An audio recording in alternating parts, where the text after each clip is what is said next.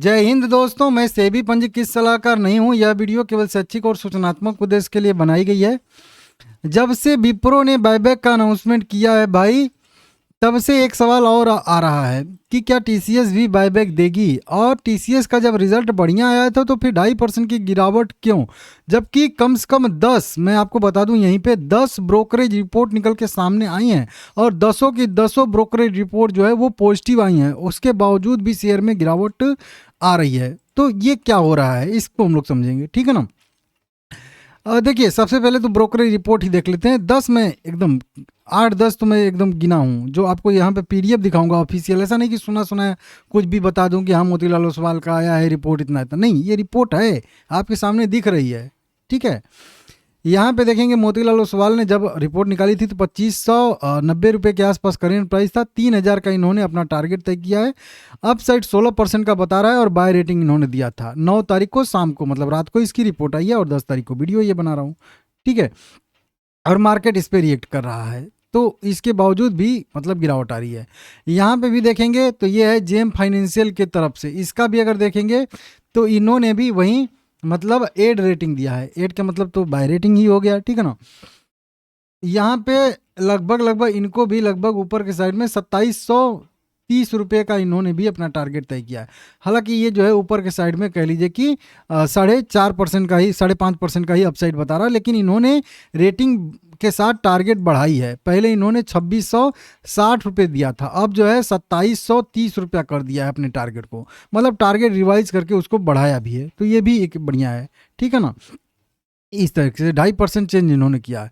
उसके बाद एक और है यहाँ पे एमके ग्लोबल का, देख सकते हो आप लोग, इन्होंने भी एड रेटिंग ही दिया है टीसीएस को। 10 अप्रैल की ये की रिपोर्ट है। इसमें भी टारगेट प्राइस इन्होंने 2950 रुपये यहाँ पे तय किया है और वहीं 2590 रुपये पे इन्होंने अपनी रेटिंग निकाली है। अपसाइड 14% का दिखा रहा है, समझ सकते हो। और प्रीवियस भी रेटिंग इनकी एड ही थी।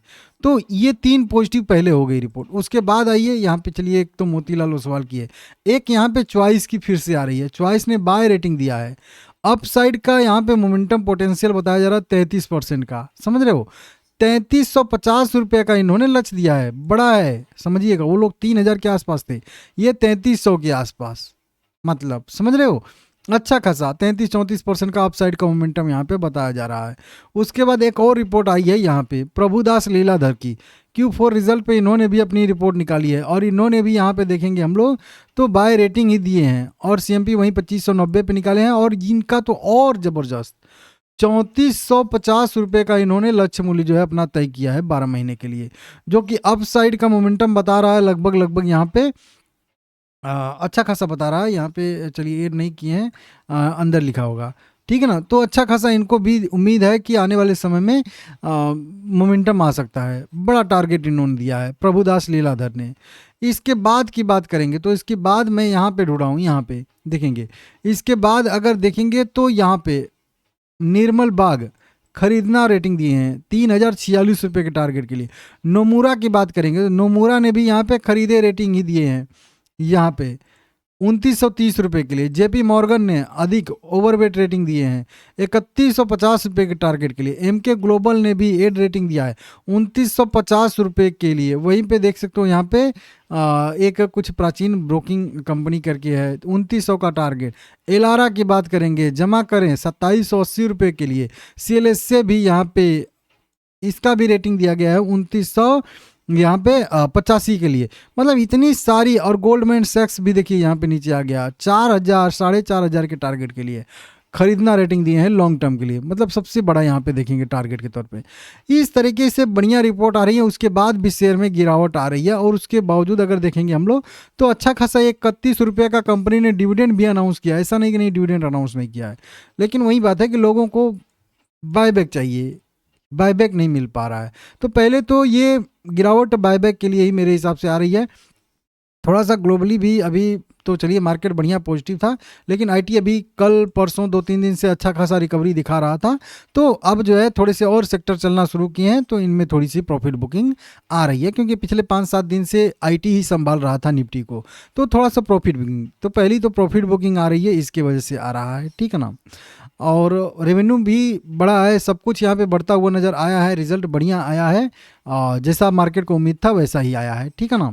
लेकिन आगे का जो गाइडेंस है वो भी मजबूत ही दिया गया, आगे के गाइडेंस में भी कोई वैसी दिक्कत नहीं है। आगे भी कंपनी को उम्मीद है कि आने वाले Q1 2027 में भी इसी तरीके से जो है अच्छा खासा मतलब कंपनी का ग्रोथ रह सकता है, राजस्व बढ़ सकता है, सब कुछ ठीक है ना, स्थिर रह सकता है। यहाँ पे विदेशी मुद्रा भंडार जो बताया जा रहा है इस तरीके से, ऑर्डर बुक भी अच्छा खासा कंपनी के पास मजबूत बना हुआ है, तो इस तरीके से। लेकिन फिर भी गिरावट आ रही है, तो ये एक प्योर कुल मिला के कह लीजिए प्रॉफिट बुकिंग देखने के लिए हम लोगों को मिल रही है, इसको आप लोग समझ लीजिएगा। अब बात करेंगे बायबैक का, तो देखिए बायबैक तो कंपनी का अगर हिस्ट्री देखेंगे तो कभी भी यहाँ पे देखेंगे अभी फिलहाल में तो दिया था 18 में दिया था, 19 गैप करके 20 में दिया था, 21 गैप करके 22 में दिया था, और फिर लगातार 23 में भी दे दिया था, 24 गैप कर दिया है और 25 भी गैप कर दिया है, मतलब 2 साल लगातार गैप कर दिया है, ये तीसरा साल है 26, मतलब 23 के बाद 25, 24, 25 और 26, ये तो 26 के लास्ट तक तो मेरे हिसाब से बायबैक देगी कंपनी। लेकिन अभी हो सकता है कि टाइम लगे 2-4 महीने का या एक आध क्वार्टर का, और हो सकता है अगले क्वार्टर का रिजल्ट के साथ में दे, तो बायबैक देगी लेकिन टाइम लगेगा। बाकी चार्ट पे देखिए, अगर देखेंगे तो लॉन्ग टर्म के लिए ही ये सब सारे बेस्ट शेयर हैं, इनमें स्विंग ट्रेडिंग इस तरीके से करना बेवकूफ़ी होता है, तो लॉन्ग टर्म का नज़रिया है तो वहीं आप लोग करिएगा। हाँ, अभी भी यहाँ से भी थोड़ी बहुत और गिरावट आ सकती है आईटी कंपनियों में, क्योंकि जैसे जैसे नई एआई लॉन्च हो रही है ना, वैसे वैसे थोड़ी सी दिक्कतें देखने के लिए मिल रही हैं आईटी में। तो जब तक सारा न्यूज़ जो है न्यूट्रल नहीं हो जाता है, तब तक आईटी में थोड़ा बहुत दबाव प्रेशर अभी भी रहेगा, देख लीजिएगा।